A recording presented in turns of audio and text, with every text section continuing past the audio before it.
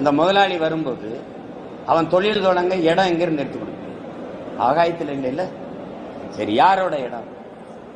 விளைநிலம் தானே. தொழிற்சாலை தொடங்கிட்டு அது வளர்ச்சி. சரி, தொழிற்சாலையில எனக்கு என்ன கிடைக்கும்? வேலை கிடைக்கும். வேலைக்கு என்ன கிடைக்கும்? சம்பளம்.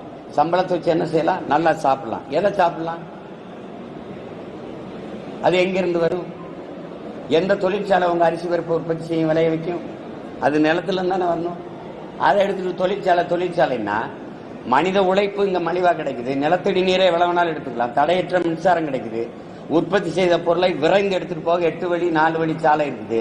இது எல்லாம் கிடைக்குது. என் உழைப்பை சுரண்டி உற்பத்தியை பெருக்க லாபத்தை எடுத்துட்டு போற முதலாளி வாழ்மா வளர்வானா? சம்பளத்தை வாங்கி சாப்பிடுற ஏன் நாடு வாழ்மா வளருமா? யாராவது சொல்லு. அறிவார்ந்த பெருமக்கள் சொல்லு. பொருளாதார மேதைகள் சொல்லு. அன்னைக்கு ஒருத்தனுக்கு அடிமையா இருந்துச்சு இங்கிலாந்துக்கு. அதை விரட்ட